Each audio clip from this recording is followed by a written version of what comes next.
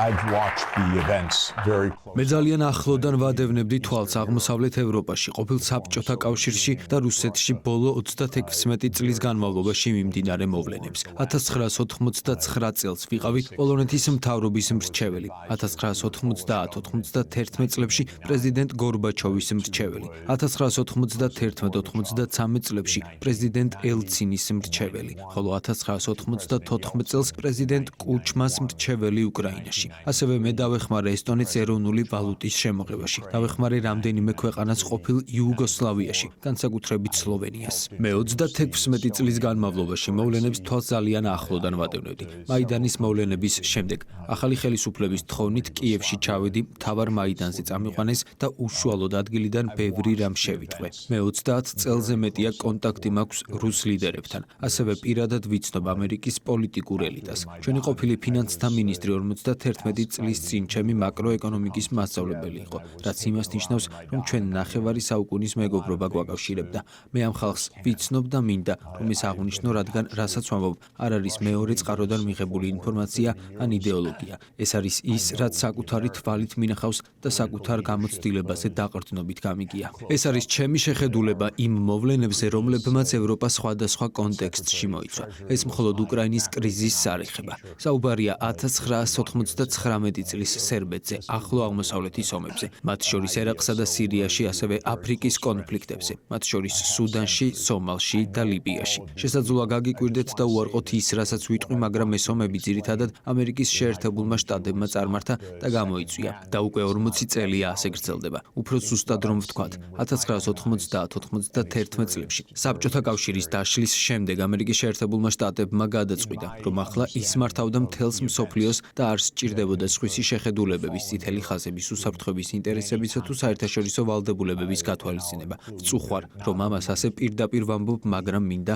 რომ ეს ნათლად გაიგოთ. 1991 წელს მე ძალიან ვეცადე დახმარება გამეწია გორბაჩოვისთვის, რომელიც ჩემი აზრით თანამედროვეობის უდიდესი სახელმწიფო მოღვაწე იყო. წოდა ხნის წინ ეროვნული უსაფრთხოების საბჭოს არქივის დოკუმენტები წავიკითხე, სადაც აღწერილია, როგორ დასცინეს და უგულებელყვეს ჩემი წინადადება იმის შესახებ, რომ ამერიკის შეერთებული შტატები საბჭოთა კავშირს ფინანსურ სტაბილიზაციასა და რეფორმებში უნდა დახმარებოდა. დოკუმენტებში, მათ შორის ჩემი ჰარვარდელი კოლეგების პოზიციებში, ჩანდა მათი დამოკიდებულება, რომელიც შემდეგნაირად ჟღერდა. ჩვენ გავაკეთებთ მინიმალურს, რათა თავიდან ავიცილოთ კატასტროფა, თუმცა მხოლოდ მინიმალურს, რადგან ეს არ არის ჩვენი ვალდებულება და უფრო მეტიც, მათი დახმარება არ შედის ჩვენს ინტერესებში. 1991 წლის შემდეგ, როცა საბჭოთა კავშირი საბოლოოდ დაიშალა, ეს შეხედულება კიდევ უფრო გაძლიერდა. იმდროინდელი ამერიკელი პოლიტიკოსები, როგორიც იყვნენ ჩეინი, ვოლფოვიცი და სხვები, პირდაპირ აცხადებდნენ.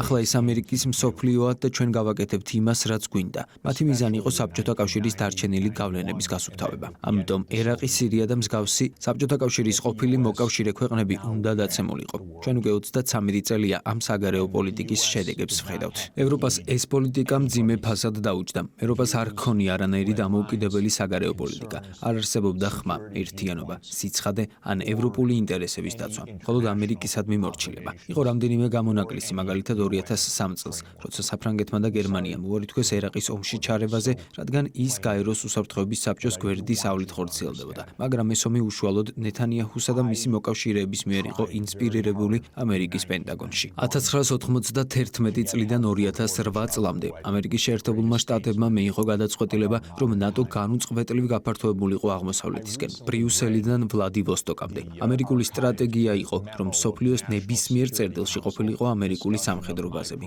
ნეიტრალიტეტი ამერიკული პოლიტიკის ლექსიკონში ყველაზე დამამცირებელი სიტყვა გახდა. თუ ქვეყანა არ იყო ამერიკის შეერთებული შტატების მოკავშირე, მაშინ ის მტრად ითვლებოდა, ხოლო თუ ნეიტრალური იყო, მაშინ სრულიად არასანდოდ. ამ პოლიტიკის ოფიციალური დადასტურება 1994 წელს მოხდა, როცა პრეზიდენტმა კლინტონმა ნატოს აღმოსავლეთით გაფართოების დოკუმენტს მოაწერა ხელი. თუმცა თუ გადავხედავთ 1991 წლის 7 თებერვლის შეხვედრას, სადაც გერმანიის საგარეო საქმეთა მინისტრმა ჰანს დიტრიხ გენშერმა და ამერიკის შეერთებული შტატების სახელმწიფო მდივანმა ჯეიმს ბეიკერმა გორბაჩოვთან მოლაპარაკებები გამართეს, აღმოვაჩენთ, რომ გენშერმა საჯაროდ განაცხადა შემდეგი: ნატო აღმოსავლეთისკენ არ გაფართოვდება. ეს დაპირება იურიდიულ კონტექსტში გაკეთდა და არ იყო მხოლოდ სიტყვიერი დაპირება. ეს გახლდათ მეორე მსოფლიო ომის შემდეგ პირველად მიღწეული საერთაშორისო შეთანხმება გერმანიის გაერთიანებასთან დაკავშირებით, თუმცა მოგვიანებით ამერიკის შეერთებულმა საქართველომა შტატებმა ეს შეთანხმება უგულებელყო და ნატოს უწყვეტი გაფართოება დაიწყო. ამის დამადასტურებელი უამრავი დოკუმენტია ხელმისაწვდომი ჯორჯ ვაშინგტონის უნივერსიტეტის ეროვნული უსაფრთხოების არქივში. შეგიძლიათ მოიწიოთ What Gorbachev heard about NATO და თავად დარწმუნდეთ, რომ ამერიკული ოფიციალური ნარატივი ამ საკითხზე სიცრუეა. არქივების მიხედვით სრულად ნათელია, რომ 1994 წელს მიიღეს გადაწყვეტილება ნატოს უკრაინამდე გაფართოების შესახებ. ეს არის პროექტი, რომელიც არ ეკუთვნის მხოლოდ ერთ ადმინისტრაციას. ეს არის ამერიკის შეერთებული შტატების მთავრობის პროექტი, რომელიც 30 წელზე დიდი ხნის წინ დაიწყო. 1997 წელს ზბიგნევ ბჟეზინსკიმ დაწერა დიდი საჭადრაკო დაფა, რომელიც არ წარმოადგენდა მხოლოდ მის პირად მოსაზრებებს. ეს იყო ამერიკის შეერთებული შტატების მთავრობის გადაწყვეტილებების საჯარო განმარტება წიგნის სახით. ამ წიგნში ევროპისა და ნატოს აღმოსავლეთით გაფართოება აღწერილია, როგორც ერთდროული პროცესი. ამასთანავე არის შესანიშნავი თავი, რომელიც განიხილავს საკითხს, რას გააკეთებს რუსეთი, როცა ევროპა და ნატო აღმოსავლეთით გაფართოვდებიან. მე პირადად ვიცნობდი ბჟეზინსკის. ის ჩემს მიმართ ძალიან კეთილად იყო განწყობილი. მაშინ პოლონეთის მრჩეველი ვიყავი და მან დიდი დახმარება გამიწია. ის ჭკვიანი კაცი იყო, თუმცა ყველაფერში შეცდა. 1997 წელს დაწვრილებით დაწერა, თუ რატომ ვერ გააკეთებდა რუსეთი ვერაფერს ნატოსა და ევროპის აღმოსავლეთით გაფართოების წინააღმდეგ. სინამდვილეში ის არ საუბრობდა მხოლოდ ევროპის ან ნატოს გაფართოებაზე. ეს იყო სტრატეგია, გეგმა, პროექტი. ბჟეზინსკი ასევე ამტკიცებდა, რომ რუსეთი ვერასოდეს დაუახლოვდებოდა ჩინეთს. ეს წარმოუდგენელია, წერდა ის და ამტკიცებდა. რუსეთი ვერასოდეს გაერთიანდება ირანთან. რუსეთს სხვა გზა არ აქვს გარდა ევროპასთან ინტეგრაციისა. ამიტომ, როდესაც ევროპა აღმოსავლეთისკენ გაიწევს, რუსეთი ვერაფერს გააკეთებს. ეს მორიგი ამერიკელი სტრატეგოსის თვალსაზრისს ჰგავდა. ამერიკის შეერთებული შტატები მუდმივად დარწმუნებულია, რომ იცის, რას გააკეთებენ მისი გეოპოლიტიკური ოპონენტები, მაგრამ ყოველთვის ცდება. ამის მიზეზია ის, რომ ამერიკელი სტრატეგები თამაშის თეორიას ეყრდნობიან და სინამდვილეში არ ესაუბრებიან მეორე მხარეს. ამ პროექტს ამერიკის შეერთებული შტატები 30 წლის განმავლობაში აგრძელებდა, შესაძლოა ამ ბოლო პერიოდამდე. უკრაინა და საქართველო ამ პროექტის გასაღები ქვეყნები იყვნენ. რატომ? იმიტომ, რომ ამერიკა ბრიტანელებისგან სწავლობს. ჩვენ ბრიტანეთის იმპერიის მიმბაძველები ვართ. 1853 წელს ლორდ პალმერსტონმა გაიაზრა, რომ თუ რუსეთს შავ ზღვაში შემოსაზღვრავ, მას აღმოსავლეთ ხმელთაშუა ზღვისკენ გასასვლელს დაუბლოკავ. ახლა ჩვენ ვხედავთ, როგორ ახორციელებს ამერიკა იმავე პროექტს 21 საუკუნეში. იდეა იყო, რომ უკრაინა, რუმინეთი, ბულგარეთი, თურქეთი და საქართველო გაერთიანდებოდნენ შავი ზღვის სანაპიროს ბლოკში, რითაც რუსეთს მსოფლიო მოთამაშის სტატუსს მოუსწრებდა. შავ ზღვაში და შესაბამისად ხმელთაშუა ზღვაში გასასვლელს დაუბლოკავდა და მას მხოლოდ რეგიონულ ძალად აქცევდა. ბჟეზინსკი ამ ყველაფერზე სრულიად მკაფიოდ წერს. ამ პროექტის ფესვები კიდევ უფრო შორს მიდის. ეს არ არის მხოლოდ მე-20 საუკუნის გეგმა. ეს ფაქტობრივად პალმერსტონის დროიდან იღებს სათავეს. მე ვიცნობდი ყველა ადმინისტრაციას, ყველა პრეზიდენტს, ყველა გუნდს, კლინტონიდან ბუშამდე, ობამადან ტრამპამდე. არაფერი შეცვლილა. ბაიდენი ჩემი აზრით ყველაზე უარესი იყო. შესაძლოა იმიტომ, რომ ბოლო წლების განმავლობაში ის სრულად ვეღარც კი ფუნქციონირებდა. ამას სერიოზულად ვამბობ და არა ირონიულად. ამერიკული პოლიტიკური სისტემა მთლიანად მედია მანიპულაციებზეა დაფუძნებული. შეიძლება პრეზიდენტი ფაქტობრივად ვერ ფუნქციონირებდეს, მაგრამ მას ეძლევა უფლება არჩევნებში მიიღოს მონაწილეობა. მისი ერთადერთი შეცდომა ის იყო, რომ 90 წუთის განმავლობაში სცენაზე მარტო იდგა და ეს საკმარისი აღმოჩნდა. ეს რომ არ მომხდარიყო, ის კვლავ იბრძოლებდა მეორე ვადისთვის, მიუხედავად იმისა, რომ შესაძლოა საღამოს 4 საათის შემდეგ ჩასწინებოდა. ეს არის რეალობა და ყველას ესმის, თუმცა ამის ხმამაღლა თქმა უხერხულია. დღეს ჩვენ თითქმის არაფერზე ვამბობთ სიმართლეს. ეს პროექტი 1990-იანი წლებიდან მოყოლებული გრძელდება. 1999 წელს ბელგრადის 78 დღიანი დაბომბვაც ამ პროექტის ნაწილი იყო. სუვერენული ქვეყნების საზღვრები თითქოს ხელშეუხებელი უნდა იყოს. არა, მაგრამ კოსოვოს შემთხვევაში არა. ეს ნორმალურია. ამერიკა ცვლის საზღვრებს, როცა ეს მისთვის მოსახერხებელია. სუდანიც ამ პროექტის ნაწილი იყო. როგორ ფიქრობთ, იყო თუ არა სინამდვილეში სამხრეთ სუდანის აჯანყება ადგილობრივი ამბოხი? გინდათ თქვენთვის CIA-ის სამოქმედო გეგმა მოვამზადო? სამხედრო კონფლიქტები უზარმაზარ ხარჯებთან არის დაკავშირებული. იარაღი, წვრთნა, ბაზები, დაზვერვა, დაფინანსება. ეს ყველაფერი დიდი სახელმწიფოების მხარდაჭერას საჭიროებს. სამხრეთ სუდანი ვერ დაამარცხებდა ჩრდილოეთ სუდანს მხოლოდ ადგილობრივი შეიარაღებული დაპირისპირებით. ეს ეს იყო ამერიკის შეერთებული შტატების პროექტი. მე ხშირად დავდიოდი ნაირობიში და შეხვედრილ ვარ ამერიკელ სამხედროებსა და სენატორებს, რომლებიც სუდანის პოლიტიკით ღრმად იყვნენ დაინტერესებული. ეს ყველაფერი იყო ერთპოლუსიანობის თამაშის ნაწილი. ნატოს გაფართოება 1999 წელს დაიწყო, როცა უნგრეთი, პოლონეთი და ჩეხეთი მასში გაწევრიანდნენ. რუსეთი უკმაყოფილო იყო, მაგრამ ეს ქვეყნები მის საზღვრებთან ახლოს არ იმყოფებოდნენ. ამიტომ მისი პროტესტი იგნორირებული დარჩა. შემდეგ მოვიდა ჯორჯ ბუში. 9/11-ის შემდეგ პრეზიდენტმა პუტინმა ამერიკის შეერთებულ შტატებს სრული მხარდაჭერა შესთავაზა, მაგრამ 2001 წლის 20 სექტემბერს ამერიკის შეერთებულმა შტატებმა 5 წელიწადში 7 ომის წამოწყების გადაწყვეტილება მიიღო. ამას ადასტურებს გენერალი უესლი კლარკი, რომელიც იმ დროს ნატოს გენერალური მდივანი იყო. 2001 წლის 20 სექტემბერს ის პენტაგონში მივიდა და გადაეცა დოკუმენტი, რომელშიც 7 ომის გეგმა იყო აღწერილი. ეს ომები სინამდვილეში ბენიამინ ნეთანიაჰუს პროექტი იყო. მიზანი იყო, რომ ისრაელს მთლიანად ეკონტროლებინა ტერიტორია, ხოლო მათ, ვინც წინააღმდეგი იქნებოდა, ამერიკა დაამხობდა. ესეთი იყო ამერიკის შეერთებული შტატების ოფიციალური პოლიტიკა ამ დრომდე. არ ვიცით შეიცვლება თუ არა ის ახლა. ერთადერთი განსხვავება ის არის, რომ შესაძლოა ხაზა ამერიკის კონტროლქვეშ აღმოჩნდეს ისრაელის ნაცვლად. ეს იდეა უკვე 25 წელი არსებობს. უფრო ზუსტად, ის 1996 წლის დოკუმენტიდან მოდის, სახელწოდებით A Clean Break, რომელიც ნეთანიაჰუმ და მისმა ამერიკელმა მოკავშირეებმა შეადგინეს, რათა დაესრულებინათ ორი სახელმწიფოს იდეა. შეგიძლიათ ეს ასევე ონლაინ მოიძიოთ. ეს გახლავთ პროექტები, გრძელვადიანი მოვლენები. ეს არ არის პერსონები, კლინტონი, ბუში, ობამა. ამერიკული პოლიტიკის ამგვარი აღქმა მოსაწყენი მიდგომაა. თითქოს ეს მხოლოდ დღევანდელი თამაში იყოს. სინამდვილეში ეს ასე არ არის. ნატოს გაფართოების შემდეგი ეტაპი 2004 წელს შედგა, როდესაც მასში კიდევ 7 ქვეყანა გაწევრიანდა. 3 ბალტიის სახელმწიფო, რუმინეთი, ბულგარეთი, სლოვენია და სლოვაკეთი. ამ დროს რუსეთი სერიოზულად აღშფოთებული იყო. ეს სრულიად არ ხვევდა ომის შემდგომ წესრიგს, რომელიც გერმანიის გაერთიანებასთან ერთად იყო შეთანხმებული. ფაქტობრივად, ამერიკის შეერთებული შტატების მხრიდან ეს იყო ფუნდამენტური ტყუილი და კოოპერაციული შეთანხმების დარღვევა. ამერიკის შეერთებული შტატები ასე მოიქცა, რადგან ის ერთპოლარული მსოფლიოს წესრიგს ემხრობოდა.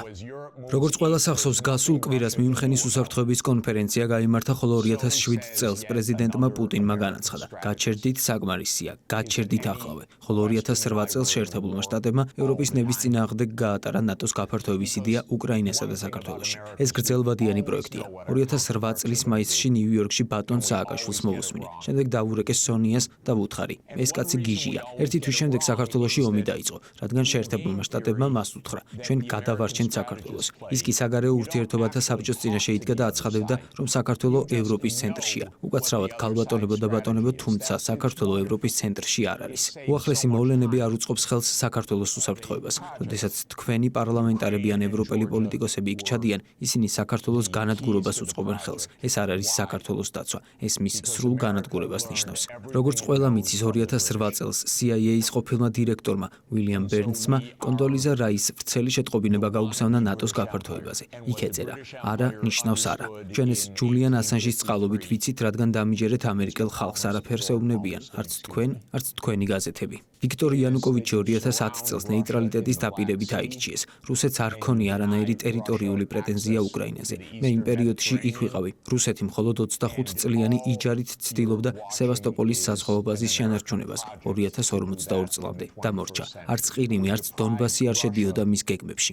მტკიცება, რომ პუტინი რუსულ იმპერიას აღადგენს ბავშვური პროპაგანდაა. ბოდიშით, მაგრამ ვინც პოლიტიკის წლიდან წლამდე განვითარებას იცნობს, ის აბსურდულად გულუბრყვილო ისტორიაა. თუმცა როგორც ჩანს, ბავშვური ნარატივი უფრო კარგად მუშაობს, ვიდრე გონივრული ანალიზი. აშშ-მ გადაწყვიტა იანუკოვიჩი დაემხო. ამას რეჟიმის შეცვლის ოპერაცია ეწოდება. ასეთი ოპერაციები აშშ-ს მიერ მთელ მსოფლიოში დაახლოებით 100-ჯერ მაინც განხორციელებულა, მათ შორის თქვენს ქვეყნებშიც. ეს CIA-ის საქმიანობის ძირითადი ნაწილია. ამერიკაში თუ მოწინააღმდეგე არ მოგწონს, მასთან მოლაპარაკებას არ აწარმოებ, არამედ მის გადაყენებას ცდილობ. სასურველია ფარული გზებით. თუ ეს არ იმუშავებს, მაშინ ხიად მოქმედებ. შემდეგ კი ყოველთვის ამბობ: ეს ჩვენი ბრალი არ არის, ისინი აგრესორები არიან. ეს ჰიტლერის მეთოდებია. აღნიშნული ფრაზა ყოველ 2 ან 3 წელიწადში ერთხელ სახელმეორდება. იქნება ეს სადამ ჰუსეინის, ასადის თუ პუტინის შემთხვევაში. ეს ძალიან მოსახერხებელია, რადგან ეს არის საგარეო პოლიტიკის ერთადერთი ახსნა განმარტება, რომელსაც ამერიკელი ხალხი მუდმივად იღებს. 2014 წელს აშშ აქტიურად მუშაობდა იანუკოვიჩის დასამხობად.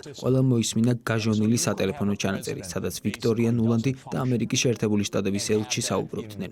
ამ საუბრიდან ნათელი გახდა, რომ აშშ აყალიბებდა ახალ მთავრობას კიევში. ამის შემდეგ დაიდო მინსკის შეთანხმებები, განსაკუთრებით მინსკი 2, რომელიც აღმოსავლეთ უკრაინის რუსულენოვან რეგიონებში ავტონომიას ითვალისწინებდა. მაგრამ ამერიკის შეერთებულმა შტატებმა და უკრაინამ გადაწყვიტეს, რომ შეთანხმების პირობები არ უნდა შესრულებულიყო. გერმანია და საფრანგეთი, რომლებიც გარანტორები იყვნენ, არაფერს აკეთებდნენ. ეს იყო კიდევ ერთი ამერიკული ერთპოლარულობით განმსჭვალული ქმედება, სადაც ევროპას კვლავ არანაირი მნიშვნელოვანი როლი არ ჰქონია. შემდეგ მოვიდა ტრამპი, რომელმაც უკრაინისთვის სამხედრო დახმარება გაზარდა. უკრაინამ დონბასში შეტევა გააძლიერა, რასაც ათასობით ადამიანის სიცოცხლე შეეწირა. მინსკი 2 ფაქტობრივად აღარ არსებობდა. შემდეგ მოვიდა ბაიდენი. მე ყველა ამ ადამიანს ვიცნობ. ოდესღაც დემოკრატიული პარტიის წევრი ვიყავი, მაგრამ ახლა არც ერთ პარტიას არ ვეკუთვნი, რადგან ორივე მათგანი ერთნაირია. დემოკრატები საბოლოოდ გადაიქცნენ ომის პარტიად. მშვიდობისკენ მიმართული არც ერთი ხმა აღარ ისმის. ზუსტად ისევე, როგორც ევროპაში, სადაც პოლიტიკოსების უმეტესობა იგივე გზას ადგას. 1991 წლის ბოლოს პუტინმა უსაფრთხოების შეთანხმების 2 პროექტი წამოაყენა. ერთი ევროპასთან და მეორე შეერთებულ შტატებთან. 2021 წლის 15 დეკემბერს აშშ-მ თავისი წინადადება წარადგინა. იმ დღესვე თეთრ სახლში ჯეიკ სალივანთან 1 საათიანი სატელეფონო საუბარი მქონდა. ვევედრებოდი, ჯეიკ, შენ შეგიძლია აირიდო ომი. უბრალოდ უნდა განაცხადო, რომ ნატო უკრაინაში არ გაფართოვდება. მან მიპასუხა, ნუ ხელავ, ნატო არ აპირებს უკრაინაში გაფართოვებას. მე ვუთხარი, ჯეიკ, შენ ეს საჯაროდ უნდა განაცხადო. მან მითხრა არა, ამას საჯაროდ არ ვიტყვით. ვუპასუხე, ჯეიკ, თქვენ მიიღებთ ომს ისეთი რაღაცის გამო, რაც ისედაც არ იგეგმება რომ მოხდეს. სალივანმა მითხრა, ნუ ხელავ, ომი არ იქნება. ეს ადამიანები ნამდვილად არ არიან ჭკვიანები. თუ გულწრფელად გეტყვით, ისინი უბრალოდ სუსტები არიან. მათთან 10 წლეულების განმავლობაში მქონდა საქმე. ისინი მხოლოდ საკუთარ თავს ელაპარაკებიან, სხვის მოსმენას არ ცდილობენ. ისინი თამაშობენ არაკოოპერატიული თამაშის თეორიას, რაც გულისხმობს, რომ არ ელაპარაკო მეორე მხარეს, უბრალოდ შექმენი შენი სტრატეგია. ეს არ არის მოლაპარაკებების ან მშვიდობის დამყარების თეორია. ეს არის ის მიდგომა, რომელიც დღესაც მოქმედებს. 2019 წელს რენდმა გამოაქვეყნა დოკუმენტი, როგორ დაასუსტოთ რუსეთი. ასე წერია, როგორ გავაღიზიანოთ რუსეთი. ეს არის სტრატეგია, რომელსაც ბაიდენი მიჰყვება. როგორ შევაწუხოთ რუსეთი, როგორ დავასუსტოთ, როგორ შევუქმნათ ეკონომიკური კრიზისი და არეულობა. ამას ეძახიან მოკავშირესთან მოპყრობას. ამ თემაზე სალივანთან გრძელი და უშედეგო საუბარი მქონდა. გარეთ ციოდა, მთაში ვიყავი, სასრიალოდ ვაპირებდი წასვლას. ვეხვეწებოდი, ჯეიკ, არ დაიწყოთ ომი. პასუხობდა, ჯეფ, ომი არ იქნება, მაგრამ ყველამ ვიცით რა მოხდა მომდენო თვეში. მათ უარი თქვეს მოლაპარაკებაზე. ნატოს ღია კარის პოლიტიკა ყველაზე სულელური იდეაა. ანუ ნატოს შეუძლია სადაც უნდა იქ შევიდეს, მეზობლებს კი არანაირი უფლება არ აქვთ რაიმე თქვან. თუ კანადამ ან მექსიკამ გადაწყვიტა ჩინეთს ან რუსეთს სამხედრო ბაზის აშენების უფლება მისცეს, როგორი რეაქცია ექნება ამერიკას? 10 წუთის განმავლობაში ომი დაიწყება. მაგრამ ევროპელი ლიდერები, თქვენი კომისია, თქვენი მაღალჩინოსნები ამას სერიოზულად იმეორებენ. ეს არ არის გეოპოლიტიკა, ეს უბრალოდ აზროვნების დეფიციტია. ომი დაიწყო. პუტინის მიზანი რა იყო? მიზანი იყო ზელენსკის იძულება მოლაპარაკებული იყო ნეიტრალიტეტზე. ამის მცდელობა ომის მე-7 დღეს იყო. დაივიწყეთ პროპაგანდა, რომ თითქოს რუსეთი უკრაინას მთლიანად დაიპყრობდა. საქმე მხოლოდ ერთ რამეს ეხებოდა, ნატო, ანუ აშშ არ უნდა მდგარიყო რუსეთის საზღვრებთან. თუ რუსეთი ან ჩინეთის სამხედრო ბაზას მექსიკაში ან კანადის საზღვარზე ააშენებდა, აშშ არა მხოლოდ განერვიულდებოდა, არამედ 10 წუთში ომი დაიწყებოდა. მაგრამ აქ კიდევ უფრო კრიტიკული საკითხია. 2002 წელს ამერიკამ ცალმხრივად დატოვა ანტისარაკეტო შეთანხმება და მთლიანად გაანადგურა ბირთვული იარაღის კონტროლის სისტემა. ბირთვული შეთანხმებები ყოველთვის ეფუძნებოდა პრინციპს, რომ პირველი ბირთვული დარტყმა უნდა დაბლოკილიყო. ABM შეთანხმება ამის მთავარი ნაწილი იყო. მაგრამ ამერიკამ ის 2002 წელს გააუქმა და ამით რუსეთი საშინლად აღშფოთდა. 2010 წლიდან ამერიკის შეერთებულმა შტატებმა პოლონეთსა და რუმინეთში AEGIS-ის სარაკეტო სისტემები განათავსა, რაც რუსეთს ასევე არ მოეწონა. ხოლო 2021 წლის დეკემბერში და 2022 წლის იანვარში მოლაპარაკებების ერთ-ერთი მთავარი საკითხი იყო. აქვს თუ არა ამერიკას უკრაინაში სარაკეტო სისტემების განთავსების უფლება? ბლინკენმა ლავროვს 2022 წლის იანვარში ასე უპასუხა. ამერიკას აქვს უფლება განათავსოს სარაკეტო სისტემები, სადაც უნდა. არის ეს ის, რასაც მოკავშირე შეგვექვია? ახლა კი ამერიკა საშუალო რადიუსის რაკეტების კვლავ განვითარებას აპირებს გერმანიაში. ამერიკამ 2019 წელს სამხრივად დატოვა INF შეთანხმება. დღეს არ არსებობს ბირთვული იარაღის კონტროლის არც ერთი სისტემა. ზელენსკიმ 7 დღეში განაცხადა: მოდით დავიწყოთ მოლაპარაკებები. მე ამ პროცესის დეტალები ზუსტად ვიცი, რადგან ყველა მხარესთან დეტალური კომუნიკაცია მქონდა. რამდენიმე კვირაში უკვე არსებობდა დოკუმენტი, რომელსაც პუტინმა დაუჭირა მხარი. ლავროვმა წარადგინა და თურქის შუამავლების მეშვეობით მოლაპარაკებები უნდა გამართულიყო. მე თავად ჩავფრინდი ანკარაში, რათა შუამავლობის საქმიანობა დეტალურად შემესწავლა. რა მოხდა? მიუხედავად იმისა, რომ შეთანხმება თითქმის მიღწეული იყო, უკრაინამ ცალმხრივად დატოვა მოლაპარაკებები. რატომ? იმიტომ, რომ შეერთებულმა შტატებმა უბრძანა ასე მოქცეულიყო. ბრიტანეთმა კი დამატებით თავისი როლი შეასრულა. ბორის ჯონსონი უკრაინაში 2022 წლის აპრილის დასაწყისში ჩავიდა და ზელენსკის სიტუაცია აუხსნა. თუ თქვენი უსაფრთხოება ბორის ჯონსონის ხელშია, ღმერთმა შეგინდოთ. გარკვეული დროის შემდეგ კი აღმოჩნდა, რომ კირ სტრამერი, ბრიტანეთის შემდეგი პრემიერ-მინისტრი, კიდევ უფრო უარესია. ეს წარმოუდგენლად ჩანს, მაგრამ სრული სიმართლეა. ბორის ჯონსონმა ღიად ახსენა, რას ეხებოდა ეს ყველაფერი. არა უკრაინას, არამედ დასავლეთის ჰეგემონიას. მე და მაიკლი 2022 წლის გაზაფხულზე ვატიკანში შევხვდით ჯგუფს და დავწერეთ დოკუმენტი, სადაც აღნიშნეთ: ამ ომიდან უკრაინისთვის არაფერი კარგი არ გამოვა. აწარმოეთ მოლაპარაკებები, სანამ გვიან არ არის, რადგან მეტით რომ მხოლოდ მეტ მსხვერპლს, ბირთვული ესკალაციის რისკსა და ომის შესაძლო წაგებას ნიშნავს. იმ დოკუმენტში არც ერთი სიტყვა არ იყო მცდარი და მას შემდეგ, რაც აშშ-მ უკრაინა მოლაპარაკებების მაგიდიდან ძალის წამოიყვანა, დაახლოებით მილიონი უკრაინელი დაიღუპა ან მძიმედ დაშავდა.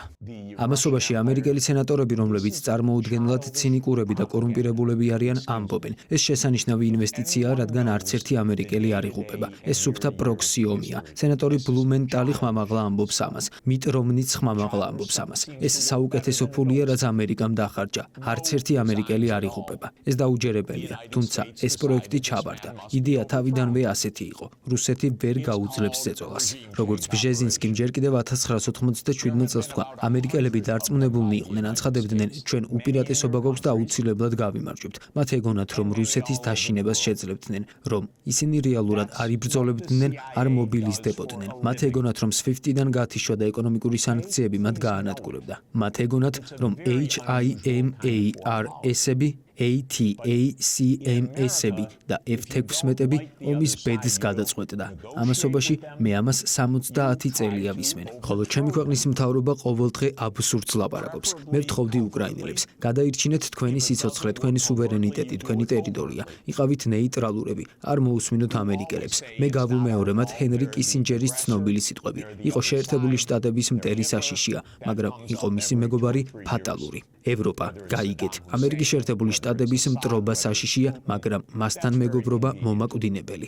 ახლა კი ტრამპზე ვთქვათ რამდენიმე სიტყვა. ტრამპი წაგებულ ომს არ აიღებს საკუთარ თავზე და სწორედ ამიტომ ამ ომის დასრულების ალბათობა მაღალია. ტრამპი და პუტინი შეთანხმდებიან ომის შეწყვეტაზე. ევროპა განაგრძობს თუ არა ომის გაღვივებას, მნიშვნელობა არ აქვს. ომი დამთავრდება. ეს ომი მორჩა. გთხოვთ, აუხსენით თქვენს კოლეგებს. ეს მორჩა. და დასრულდება არა იმიტომ, რომ დიდი მორალური გადაწყვეტილებაა, არამედ იმიტომ, რომ ტრამპს არ სურს წაგებულის მხარეს დადგეს. ეს წაგებული ომია. ერთი მხარე, რომელიც მოლაპარაკებების შედეგად გადარჩება, არის უკრაინა, ხოლო მეორე ევროპა. ევროპული საფონდო ბირჟები ბოლო დღეებში იმ საშინელი ამბის გამო იზრდება, რომ მოლაპარაკებები მიმდინარეობს. მოგწონთ თუ არა, ეს საუკეთესო რამაა, რაც ევროპას შეეძლო მიეღო. მე ვცდილობდი ევროპელ ლიდერებთან კონტაქტს, უმეტესობას არ სურდა ჩემთან საუბარი, მაგრამ მაინც ვუთხარი: არ წახვიდეთ კიევში, წადით მოსკოვში, თქვენს კოლეგებთან მოლაპარაკებები დაიწყეთ. თქვენ ევროპა ხართ, 450 მილიონი ადამიანი, 20 ტრილიონი დოლარის ეკონომიკა. თქვენ უნდა იყოთ რუსეთის მთავარი სავაჭრო პარტნიორი. ეს ბუნებრივი კავშირია. და ბოლოს, თუ ვინმე საინტერესებს, როგორ ააფეთქა ამერიკამ Nord Stream-ი, სიამოვნებით ვისაუბრებ ამაზეც. ტრამპის ადმინისტრაცია იმპერიალისტურია. მათი დევიზია: ძლიერი სახელმწიფოები მართავენ მსოფლიოს. ჩვენ გავაკეთებთ იმას, რაც გვინდა, როცა შეგვეძლება.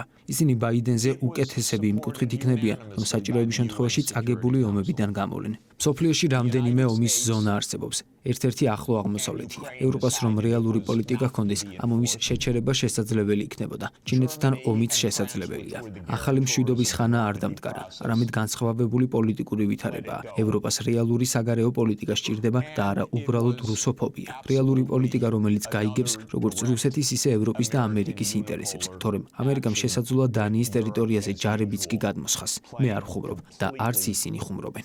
ევროპას თავისი საგარეო პოლიტიკა სჭირდება და არ უნდა დაუშვა მისვან, რომ ამერიკელი ოფიციალური პირები მართავდნენ ევროპას. ევროპელებმა უნდა მართონ ევროპა. თქვენ რუსეთთან ერთად დიდი ხნით იცხოვრებთ. ასე რომ მოლაპარაკებები დაიწყეთ. რეალური უსაფრთხოების საკითხებია განსახილველი, მაგრამ ამერიკის ეს უგუნური თავგადასავალი, რომელსაც ევროპა მხარი დაუჭირა და შემდეგ მისი მთავარი ხომაგი გახდა, არაფერს წყვეტს. უკრაინაში ამ ყველაფერს მილიონი ადამიანი შეეწირა. რაც შეეხება ახლო აღმოსავლეთს, აშშ-მ სრულად გადასცა საგარეო პოლიტიკა ნეთანიაჰუს 30 წლის წინ, ხოლო ამერიკულ პოლიტიკაში ისრაელის ლობი დომინირებს. ამაში ეჭვიც არ შეგეფაროთ. შემიძლია საათობით აგიხსნათ, როგორ მუშაობს ეს ყველაფერი. ეს ძალიან სახიფათო რამაა. ვიმედოვნებ, რომ ტრამპი არ გაანადგურებს თავის ადმინისტრაციას და რაც უფრო უარესია პალესტინელ ხალხს ნეთანიაჰუს გამო, რომელსაც ომის დამნაშავედ მივიჩნევ და რომელიც საერთაშორისო სასამართლოს მიერ უნდა გასამართლდეს. უნდა განვაცხადოთ, რომ საჭიროა პალესტინის სახელმწიფოს 1967 წლის 4 ივნისის საზღვრების მიხედვით საერთაშორისო სამართლის შესაბამისად აღიარება. ეს არის მშვიდობის მიღწევის ერთადერთი გზა. ახლო აღმოსავლეთთან ევროპისთვის საკუთარ ფარგლებში მშვიდობის მიღწევის ერთადერთი საშუალება არის ორი სახელმწიფოს გადაწყვეტა, შესაბამისად პალესტინის აღიარება. ერთადერთი დაბრკოლება ამ გზაზე არის აშშ-ს ვეტო გაეროს უშიშროების საბჭოში. ასე რომ, თუ გსურთ რაიმე გავლენა იქონიოთ ამ პროცესში, მოუწოდეთ ამერიკის შეერთებულ შტატებს, რომ ვეტო მოხსნას. თქვენ 180 ქვეყანასთან ერთად მხარს უჭერთ პალესტინის სახელმწიფოს შექმნას, ხოლო წინააღმდეგნი არიან მხოლოდ აშშ, ისრაელი, მიკრონეზია, ნაურუ, პალაუ, ახალი გვინეა, მარშალის კუნძულები და პარაგვაი. ამ საკითხში ევროპას დიდი გავლენა შეიძლება ჰქონდეს. თუმცა ევროპამ გაჩუმება არჩია JCPOA-სა და ირანის საკითხზე. ნეთანიაჰუს ყველაზე დიდი ოცნება აშშ-სა და ირანს შორის ომია, მაგრამ ის ამ ოცნებას არ თმობს. ის შესაძლოა ახდეს, რადგან აშშ-ს არ გააჩნია დამოუკიდებელი საგარეო პოლიტიკა. ის ისრაელის მიერ იმართება. ეს ტრაგიკული და წარმოუდგენელი მდგომარეობაა, თუმცა შესაძლოა დასრულდეს. ტრამპმა შეიძლება თქვას, რომ მას სურს საგარეო პოლიტიკის დაბრუნება. ვიმედოვნებ, რომ ეს ასეც იქნება და ბოლოს მინდა ვთქვა ჩინეთზე. ჩინეთი მტერი არ არის, ჩინეთი წარმატების ისტორიაა. აი რატომ განიხილავს აშშ მას მტრად, რადგან ჩინეთი ეკონომიკურად უფრო ძლიერია, ვიდრე ამერიკა. ახლა კი კითხვები გთხოვთ, არ გააკეთოთ განცხადებები, უბრალოდ დასვით შეკითხვები, რადგან ბევრი ვართ და დიდი დრო არ გვაქვს. მარცხენა მხრიდან დავიწყებ, როგორც მოგეხსენებათ, მარცხენა მხარე მირჩევნია. გთხოვთ, მიდით.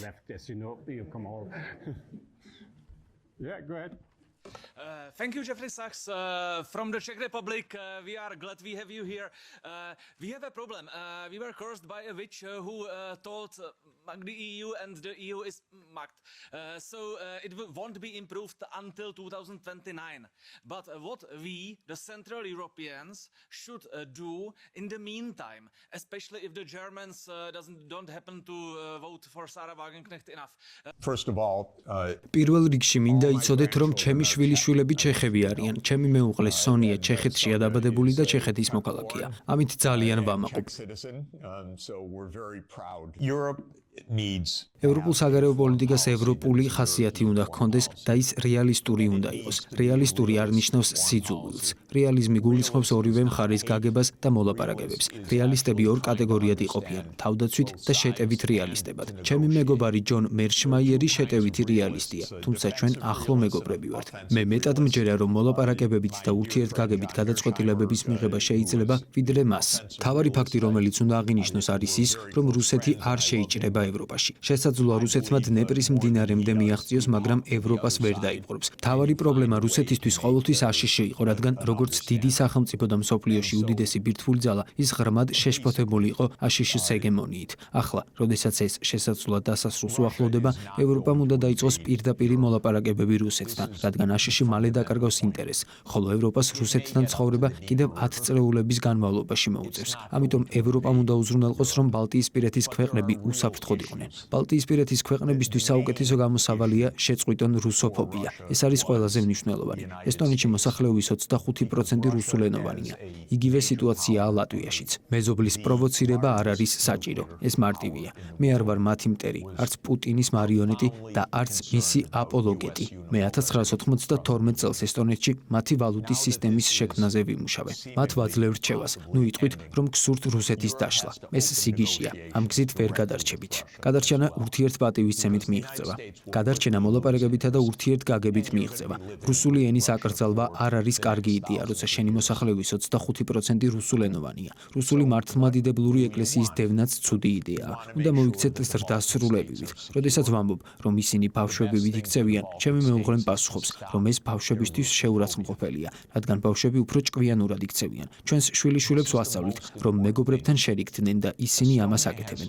ეს რთული არ არის. კიდევ ერთხელ, მთავარი დასკვნაა. შეცვალეთ პოლიტიკა. ეს არ არის პოლიტიკური განცხადება. ეს უბრალოდ ფაქტია. Hi, my name's Kira. I'm a reporter with the Brussels Times. გამარჯობა, ჩემი სახელია კარა, Brussels Times-იდან. გმადლობთ საინტერესო გამოსვლისთვის, ჯეფრი. მინდოდა მეკითხა ტრამპის განცხადების შესახებ, რომელიც ითხოვს, რომ ნატოს წევრებმა ხარჯები 5%-მდე გაზარდონ. ახლა ვხედავთ, რომ ბევრი ქვეყანა ცდილობს აჩვენოს, რომ ამას გააკეთებს, მათ შორის ბელგია, რომელიც ნატოს შტაბ-ბინას მასპინძლობს. მინდოდა მეკითხა, რა იქნებოდა ნატოს წევრების შესაბამისი პასუხი ამ განცხადებაზე. მადლობთ.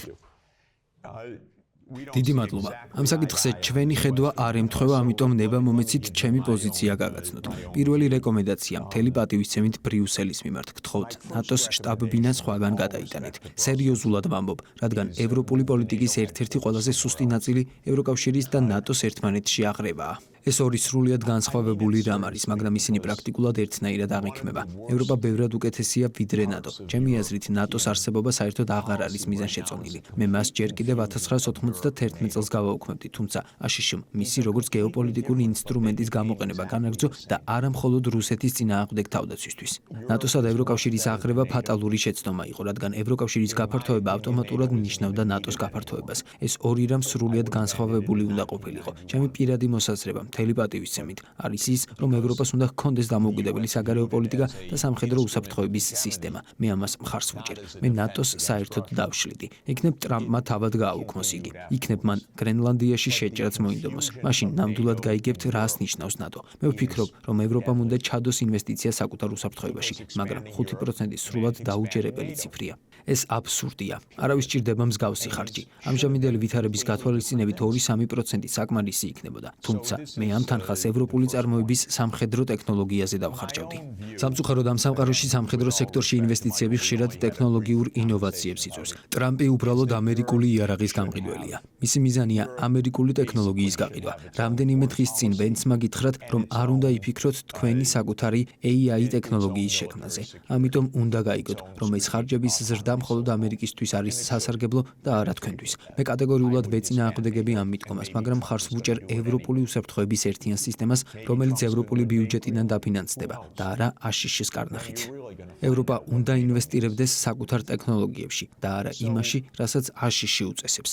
სამწუხაროდ ნიდერლანდების ASML ერთადერთი კომპანიაა, რომელიც ექსტრემალური ულტრაიისფერი ლითოგრაფიის მოწყობილობებს აწარმოებს, მაგრამ ამერიკა განსაზღვრავს მის პოლიტიკას. ნიდერლანდებს ამ პროცესში თითქმის არც კი აქვს მონაწილეობა. ეს არ უნდა დაუშვათ.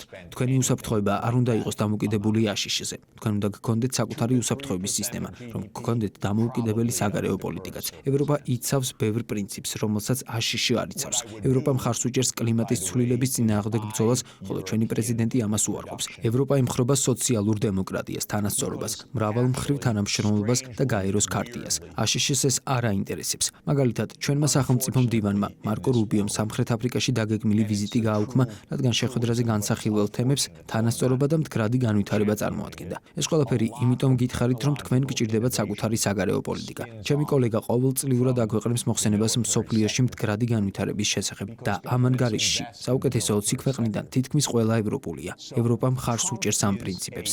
და სწორედ ამიტომ თქვენ მიუხედავად იმისა, რომ გეოპოლიტიკაში მუდმივად პრობლემებია, ცხოვრების უმაღლესი ხარისხი გაქვთ. თქვენ უნდა დაიცვათ თქვენი ცხოვრების ხარისხი საკუთარი საგარეო პოლიტიკით, მაგრამ ამას ვერ გააკეთებთ თუ უსაფრთხოება მთლიანად აშშ-ზე იქნება დამოკიდებული. 27 ქვეყანას არ შეუძლია ჰქონდეს დამოუკიდებელი საგარეო პოლიტიკა. თქვენ გჭირდებათ ერთიანი ევროპული საგარეო პოლიტიკა და უსაფრთხოების სისტემა. მე ყოველთვის ვუჭერდი მხარს EUTOS, რადგან მჯერა, რომ სწორედ ის უნდა იყოს ევროპის უსაფრთხოების ჩარჩო. ამ ფორმატს ნამდვილად შეუძლია იმუშაოს.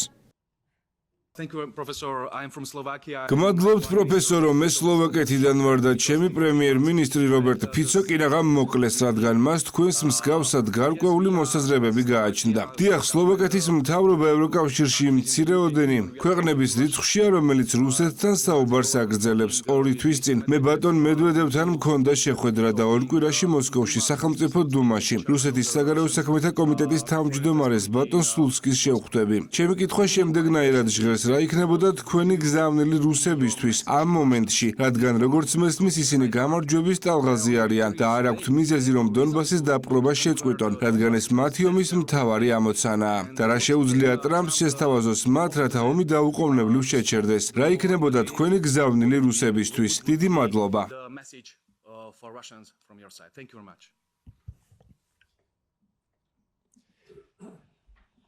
Lots of important things are now on offer and on the table. ახლა ბევრი მნიშვნელოვანი რამდევს მაგიდაზე და განხილვის საგანია, სწორედ ამიტომ ჯერა რომ ომი მალე დასრულდება. ეს იქნება სულ მცირე ერთი სიკეთე ამ ძალიან რთულ დროს. ზუსტად როგორი იქნება შეთანხმება, ვფიქრობ, ახლა ეს მხოლოდ ტერიტორიულ საკითხებზეა დამოკიდებული. მე არ ვარ მოლაპარაკებების ოთახში, ამიტომ ამაზე მეტს ვერაფერს ვიტყვი, მაგრამ მთავარია ის, რომ იქნება ტერიტორიული დათმობები, ნეიტრალიტეტი, უკრაინის უსაფრთხოების გარანტიები ყველა მხარისთვის, აშშ-ის მხრიდან კი ეკონომიკური სანქციების დასრულება.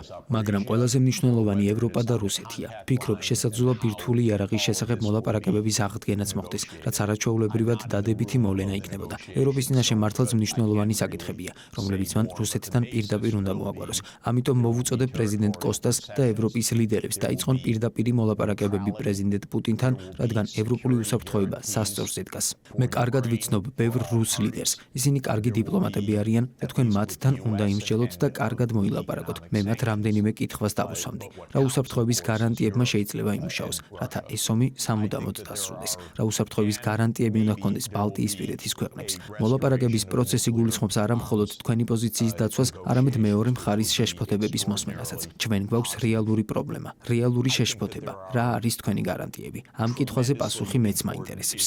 მე 30 წელია ვიცნობ ბატონ ლავროვს, რუსეთის საგარეო საქმეთა მინისტრს. ის ბრწყინვალე დიპლომატია. ესაუბრეთ მას, მოილაპარაკეთ მასთან. წამოაყენეთ იდეები, შეამოწმეთ მათი პოზიციები. ომები არ წყდება მხოლოდ ლოგიკით, არამედ მოლაპარაკებებითა და რეალური საკითხების გააზრებით და როდესაც მეორე მხარე გამოხატავს თავის შეხედულებებს, მათ ავტომატურად არ უნდა დავარქვათ ტყუილი. უნდა გავაანალიზოთ, რას ნიშნავს ეს ორმხრივი მშვიდობისთვის.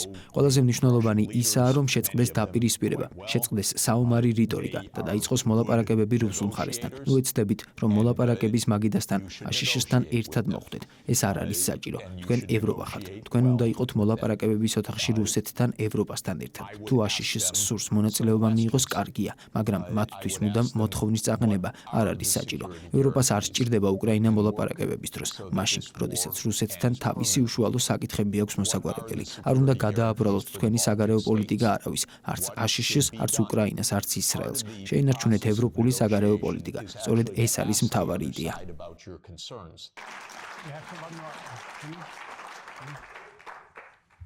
Hans Neuhoff from the Sovereignists. ჰანს ნოუფი სუვერენისტული პოლიტიკური ჯგუფის წევრი ევროპარლამენტში გერმანიის ალტერნატიული პარტიიდან. პირველ რიგში დიდი მადლობა ბატონო საქსს, რომ აქ ბრძანდებით და თქვენს შეხედულებებს გვიზიარებთ. გარწმუნებთ, რომ თქვენს მიერ გაჟღერებული ბევრი იდეა, ისევე როგორც თქვენი კოლეგის ჯონ მერშაიმერის ჩვენს პოლიტიკურ ჯგუფებში, კარგად იქნა მიღებული და ჩვენს პროგრამაშიც ჩაშენდა. მთლიანობაში თქვენს ხედვებს ვეთანხმები, მაგრამ ერთი ისტორიული საკითხია, რომელზეც უფრო დეტალურად მსურს საუბარი. ეს ეხება ნატოს გაფართოების დასაწყისს. თქვენ ახსენეთ გორბაჩოვის სიტყვები და ისტორიული ციტატები, რომ ნატო ერთი ინჩითაც კი არ უნდა გაფართოებულიყო აღმოსავლეთისკენ. 1990 წლის სექტემბერში მოსკოვში გაფორმდა 2+4 ხელშეკრულება. ამ დროს ვარშავის პაქტი ჯერ კიდევ არსებობდა და პოლონეთი, უნგრეთი და ჩეხოსლოვაკია არ მონაწილეობდნენ ამ მოლაპარაკებებში. ვარშავის პაქტი 1991 წლის ივლისში დაიშალა, ხოლო საბჭოთა კავშირი 1991 წლის დეკემბერში. ამიტომ არგუმენტი, რომელსაც უნდა ვუპასუხოთ, არის ის, რომ ეს ქვეყნები პოლონეთი, უნგრეთი, სლოვაკეთი საბჭოთა კავშირთან არსებული ისტორიული გამოცდილების გამო ნატოში გაწევრიანებისკენ თავადვე ისწრაფოდნენ. რა თქმა უნდა, რუსეთი მაშინ კვლავ აღიქმებოდა როგორც საბჭოთა კავშირის მემკვიდრე. როგორ უპასუხებდით ამ არგუმენტს?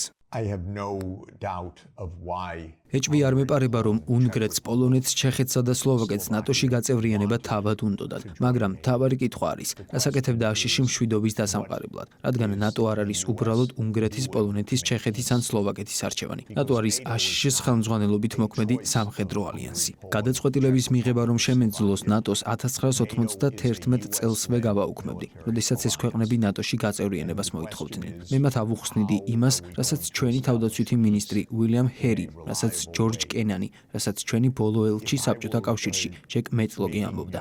ისინი აცხადებდნენ, ჩვენ გვესმის თქვენი შიშების, თუმცა ეს კარგი იდეა არ არის, რადგან ამან შეიძლება რუსეთთან ახალი ცივი ომი გამოიწვიოს. პირველი გაფართოების ტალღა არ ყოფილა იმდენად კრიტიკული, მაგრამ ეს უფრო დიდი პროექტის ნაწილი იყო. ჯონათან ჰესლემის წიგნი ჰაბრის დეტალურად აღწერს აღნიშნულ პროცესს. მთავარი საკითხი კი ის არის, რომ უკრაინა და საქართველო უკვე მეტისმეტად შორს წავიდნენ.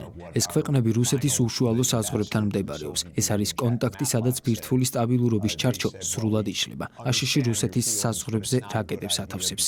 თუ პრეზიდენტ პუტინს მოусმენდით, შენიშნავდით თუ რაზე საუბრობდა ის წლების განმავლობაში. ის აცხადებდა, რომ მოსკოვიდან 7 წუთის მანძილზე განთავსებული რაკეტები პირდაპირ საფრთხეს წარმოადგენს. როგორ მოიქცეოდა აშიში? აშიში არა მარტო შეშინდებოდა, არამედ შეშინდა კიდეც, როდესაც მსგავსი რამ დასავლეთ ნახევარსფეროში მოხდა. ეს გახლდათ კუბის რაკეტების კრიზისი. ეს არის კუბის კრიზისის საპირისპირო სიტუაცია, მაგრამ მაშინ ნიკიტა ხრუშოვმა არ განაცხადა, რომ ვარშავის პაქტს ღია კარის პოლიტიკა ჰქონდა და რომ მათ შეეძლოთ, სადაც უნდოდათ იქ შესულიყვნენ. მან და კენედიმ ომი თავიდან აიცილეს.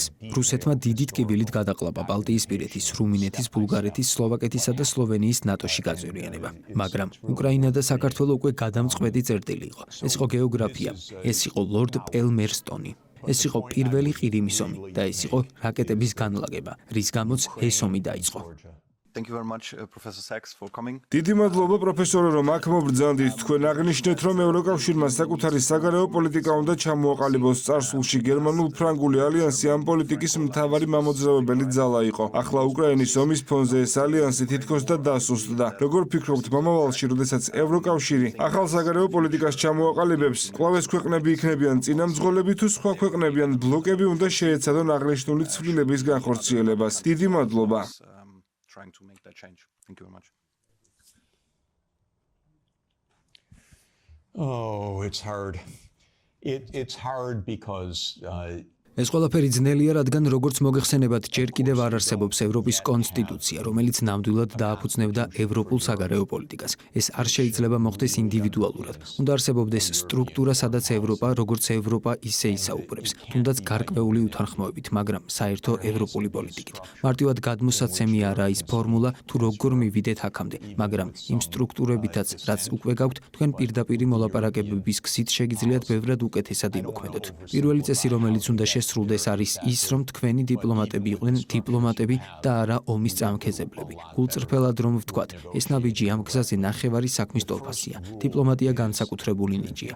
დიპლომატი გაწვრთნილია, რათა დაჯდეს მეორე მხარესთან, მოусმინოს, ჩამოართვას ხელი, გაუღიმოს და იყოს სასიამოვნო. ეს ძალიან რთულია, ეს უნარია, ეს პროფესია, ეს არ არის თამაში. თქვენ ასეთი დიპლომატია გჭირდებათ. ბოდიში, მაგრამ დღეს ჩვენ მსგავსი არაფერი გვესმის. პირველ რიგში, როდესაც ეს უკვე ვთქვი, უნდა გაიაზროთ, რომ ევროპა არ არის ნატო. მეგონა სტოლტენბერგი ნატოს ყველაზე უარესი მდივანი იყო, მაგრამ ვწდებოდი. სიტუაცია უბრალოდ უარესდება. თუ ღმერთი გწამთ, შეწყვიდეთ ნატოში ომზე საუბარი და შეწყვიდეთ ევროპის სახელით საუბარი. ევროპამ შეწყვიტოს ფიქრი, რომ ის ნატოა. ეს არის პირველი აუცილებელი პუნქტი. მეორე რამ, უკაცრავად, მაგრამ თქვენი უმაღლესი წარმომადგენლები და ვიცე-პრეზიდენტები უნდა გახდნენ დიპლომატები. დიპლომატია ნიშნავს მოსკოვში წასვლას, თქვენი რუსი კოლეგის აქ მოწვევას, მასთან საკითხების განხილვას. ეს ჯერ არ მომხდარა. ასე რომ, ჩემი აზრით ეს საჭიროა. ჯერა იდეის, რომ ევროპა უფრო ინტეგრირებული და უფრო ერთიანი უნდა გახდეს მომდევნო წლებში. მე მტკიცედ მჯერა სუბსიდიარობის პრინციპის.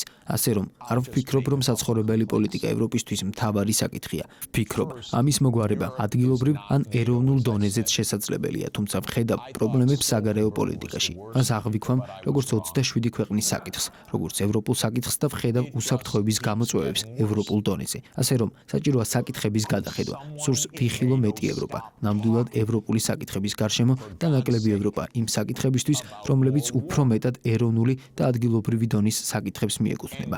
იმედი მაქვს, რომ ასეთი ევოლუცია მოხდება. იცით, როდესაც მსოფლიო დიდ ძალებზე საუბრობს, ისინი საუბრობენ აშშ-ზე, რუსეთზე, ჩინეთზე. მე ამ სიას ინდოეთს ვამატებ და ნამდვილად მსურს დავამატო ევროპაც, ნამდვილად მსურს დავამატო აფრიკაც, როგორც აფრიკის კავშირი და მსურს, რომ ეს მოხდეს. თუმცა, შეამჩნევთ, რომ ამ სიაში ევროპა დღეს არ ჩანს და ეს იმიტომ, რომ არ არსებობს ევროპული საგარეო პოლიტიკა. Thank you very much and thank you very much professor for this very courageous speech. დიდი მადლობა პროფესორ ძალიან მამაცი და ძალიან ნათელი გამოსვლისთვის. მე ვარ ევროპარლამენტარი ლუქსემბურგიდან. ჩემი კითხვა შემდეგია, რა არის ამ წაგებული ომის გრძელვადიანი შედეგები? ჩვენ წავაგეთ ომი, ნატოს მომავალი გაურკვეველია, ასევე აშკარად, როგორც თქვენ აღნიშნეთ, ხდება ევროპის მარგინალიზაცია, სახეზეა ბრიქსის ქვეყნების გაძლიერება, რომლებიც ბევრ ასპექტში შეიძლება ჩვენი მეტოქეებიც იყვნენ. როგორი იქნება კოლექტიური დასავლეთის მომავალი მომდევნო 20 ან 30 წლის განმავლობაში. დიდი მადლობა. Over the next 20 or 30 years. Thank you very much. I don't believe there is a collective West. არ მჯერა რომ არსებობს კოლექტიური დასავლეთი, მჯერა რომ არსებობს შეერთებული შტატები და ევროპა, რომლებსაც ზოგიერთ სფეროში საერთო ინტერესები აქვთ, ხოლო ბევრ სფეროში არა. სურს რომ ევროპა ლიდერობდეს მდგრად განვითარებას, კლიმატის ტრანსფორმაციას, გლობალურ კეთილდღეობას. მჯერა რომ თუ მსოფლიო ევროპას მეტად დაემსგავსება, ის უფრო ბედნიერი იქნება, მშვიდობიანი, უსაფრთხო და გრძელვადიანი კეთილდღეობა უკეთესი საკვებით, სხვათა შორის. ნებისმიერ შემთხვევაში ევროპას აქვს მოწოდება, რომელიც საკმაოდ განსხვავდება ამერიკული ტრადიციისგან და ანგლო ტრადიციისგან. ანგლო-საქსურ ჰეგემონიას ან ჰეგემონიისკენ სწრაფვას მხოლოდ 200 წლიანი ისტორია აქვს. ბრიტანელები ჯერ კიდევ ფიქრობენ, რომ ისინი მართავენ მსოფლიოს. საოცარია, მაგრამ რას ნიშნავს ნოსტალგია? ისინი არც კი ჩერდებიან. ეს ყველაფერი მონტი პაითონის სკეჩს გავს, როდესაც რაინდს ყველა კიდურს აჭრიან და ის ამბობს, ყველაფერი კარგადაა, მე გამარჯვებული ვარ. ეს არის ბრიტანეთი, სამწუხაროდ და ეს მართლაც საშინელებაა. ასე რომ, არა, არ მჯერა კოლექტიური დასავლეთის, არ მჯერა გლობალური სამხრეთის, არ მჯერა, რომ ყველა ეს გეოგრაფია საერთოდ აზრის მატარებელია, რადგან სინამდვილეში გლობალური სამხრეთი ძირითადად ჩრდილოეთ ნახევარსფეროში მდებარეობს, ხოლო დასავლეთი არც ისე დასავლეთია. ამიტომ აღნიშნული გეოგრაფიული კატეგორიების გამოყენება ხშირად არასწორია. ჯერა, რომ ჩვენ შეიძლება შევიდეთ ჭეშმარიტი სიუხვის ეპოქაში, თუ სწორად ვიმოქმედებთ. ჩვენ ვიმყოფებით ადამიანური ისტორიის განმავლობაში ყველაზე დიდი ტექნოლოგიური განვითარების ეპოქაში. მართლაც საოცარია, თუ რისი გაკეთება შეიძლება ახლა. მეცნიერებმა, რომლებიც არ ფლობდნენ ქიმიას, ნობელის პრემია მიიღეს ქიმიაში, რადგან მათ ძალიან კარგად ესმოდათ ნეირონული ქსელები. მათ აღმოაჩინეს ცილოვანი მოლეკულების დაკეცვის პროცესი, რის მისაღწევადაც ბიოქიმიკოსების თაობები მუშაობდნენ. ახლა კი ღრმა სწავლის ალგორითმებით ეს ყველაფერი შესაძლებელი გახდა. ასევე განახლებადი ენერგიის სფეროში, როგორც ყველასთვის ცნობილია, ფასები 2 ციფრით შემცირდა.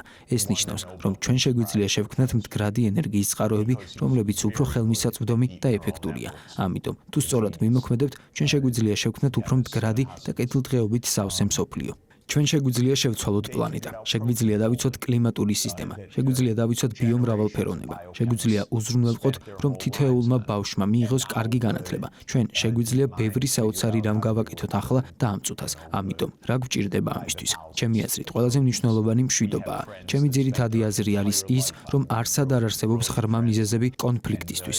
ყოველი კონფლიქტი, რომელიც შემისწავლია, უბრალოდ შეცდომაა. ჩვენ არ ვიბრძვით რესურსებისთვის. იდეა, რომელიც ნაცისტური იდეა გახდა, ყოველთვის მცდარი იყო. ეს იყო ძირითადი ინტელექტუალური შეცდომა. წამყვანმა მეცნიერებმაც მიიღეს იდეა, რომ გვქონდა რასობრივი ომები, ეროვნული ომები, გადარჩენის ომები, რადგან თითქოს პლანეტაზე საკმარისი რესურსი არ გვაქვს. როგორც ეკონომისტი, შემიძლია გითხრათ, რომ პლანეტაზე საკმარისი რესურსი გვაქვს ყველას განვითარებისთვის. ჩვენ არ ვართ კონფლიქტში ჩინეთთან, არ ვართ კონფლიქტში რუსეთთან. თუ დავმშვიდდებით, გრძელვადიანი პერსპექტივა ძალიან კარგად გამოიყურება. გრძელვადიანი პერსპექტივა, თუ საკუთარ თავს არ დავაზიანებთ, ძალიან კარგია. ამიტომ საჭიროა პოზიტიური საერთო ხედვა საერთაშორისო სამართლის ფარგლებში. ჩვენი ტექნოლოგიების გამო ყველაფერი ახლა რეგიონალურ დონეზე მუშაობს. წინათ ეს იყო სოფლები, შემდეგ მცირე ტერიტორიები, შემდეგ ქვეყნების გაერთიანება, ახლა კი რეგიონალური დონე. ეს მხოლოდ იმიტომ არ ხდება, რომ რეგიონებად გაერთიანება მშვენიერია, არამედ იმიტომ, რომ ძირითადი ტექნოლოგიური რეალობა ამას მოითხოვს. მაგალითად, ევროპა ტრანსპორტით, სწრაფი რკინიგზითა და ციფრული ტექნოლოგიებით ინტეგრირებულ ტერიტორიას უნდა წარმოადგენდეს და ასე შემდეგ. პოლიტიკა დიდწილად მიჰყვება ტექნოლოგიურ რეალობებს.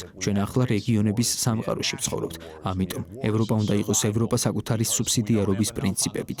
არ დაკარგოს მშვენიერი ევროპული და ადგილობრივი ელემენტები. ევროპა უნდა იყოს ევროპა. მაგალითად, სურს, რომ ევროპას ჰქონდეს დიპლომატია სამხრეთ-აღმოსავლეთ აზიის ქვეყნებში. მე ბევრ დროს ვატარებ აღნიშნულ აზიურ ქვეყნებთან ურთიერთობაში. ევროკავშირის მწვანე შეთანხმება მშვენიერი იდეაა. მრავალი წლის წინ ვთქვი, რომ აზიის ლიდერებმა უნდა გააკეთონ აზიის მწვანე შეთანხმება და შემდეგ ევროპელებთან ისაუბრონ, რათა ჰქონდეთ ეს მშვენიერი ურთიერთობა ვაჭრობაში, ინვესტიციებში, ტექნოლოგიებში. გასულ წელს მათ სამხრეთ-აღმოსავლეთ აზიის მწვანე შეთანხმების შესახებ განაცხადეს.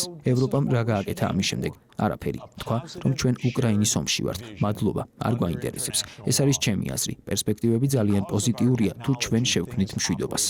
Do you think that a way out of the conflict? გგონიათ თუ არა, რომ კონფლიქტიდან გამოსავალი ფინეთიზაციის მსგავსი სტილია? ისურვებდით, რომ შვედეთისა და ფინეთის საგარეო პოლიტიკა სხვადასხვა გვარი ყოფილიყო და ისინი ნატოს წევრები არ გამხდარიყვნენ. გგონიათ თუ არა, რომ რუსეთთან საზღვრის მქონე ქვეყნები უბრალოდ უნდა შეეგუონ საკუთარ ბედს და მუდმივად ცდილობდნენ, რომ რუსეთი არ გააღიზიანონ? Handle our foreign policy? Excellent question. ძალიან კარგი კითხვაა. მოდით ერთი ნაწილი განვიხილოთ ფინეთიზაციის შესახებ. ფინეთიზაცია ფინეთს მსოფლიოს ბედნიერების წლიურ რეიტინგში პირველ ადგილზე აყენებს როგორც მდიდარ წარმატებულ ბედნიერ და უსაფრთხო ქვეყანას. ფინეთიზაცია შესანიშნავი რამ იყო, როდესაც შვედეთი, ფინეთი და ავსტრია ნეიტრალური ქვეყნები იყვნენ. როდესაც უკრაინა ნეიტრალური იყო, ის ბრწყინვალე და ჭკვიანი ქვეყანა იყო. თუ გარშემო ორი სუპერძალა ყავთ, ცოტა დისტანცია უნდა შეინარჩუნოთ. განსაკუთრებით თუ ერთი მათგანი აშიშე თავის ცხვირს მეორის საქმეებში ყოფს. ფინეთიზაციას ჩემი აზრით ძალიან დადებითი კონოტაცია აქვს. ასევე ავსტრიის ნეიტრალიტეტსაც. ავსტრია 1955 წელს ხელი მოაწერა ნეიტრალიტეტის შეთანხმებას. ამის შემდეგ საბჭოთა არმია გავიდა და ავსტრია დღეს შესანიშნავი ადგილია, სხვათა შორის აბსოლუტურად შესანიშნავი. ეს არის ძირითადი გზა კონფლიქტის თავიდან ასაცილებლად. თუ შეერთებულ შტატებს ამ ქვეყნების ბედი ანაღლებდა, ის მათ ნეიტრალურ ცივცედ დატოვებდა ამერიკის შეერთებული შტატების სამხედრო ძალასა და რუსეთს შორის, მაგრამ შეერთებულმა შტატებმა სხვა რამ გადაწყვიტა. მე უბრალოდ მინდა დავასრულო მოწოდებით. ვფიქრობ, თან ხვდებით, რომ ომი ერთ ან ორ თვეში დასრულდება, რაც ბრძოლების დასრულებას ნიშნავს და არა იმას, რომ ევროპაში მშვიდობა იქნება. ევროპაში მშვიდობა ევროპელებმა უნდა შექმნან და არა ამერიკის პრეზიდენტმა. ჩვენ უნდა შევქმნათ ეს მშვიდობა და ეს გახლავთ ევროპა, რომელიც რა თქმა უნდა ასევე მოიცავს ბელარუსს, რუსეთს და ყველა სხვა ქვეყანას.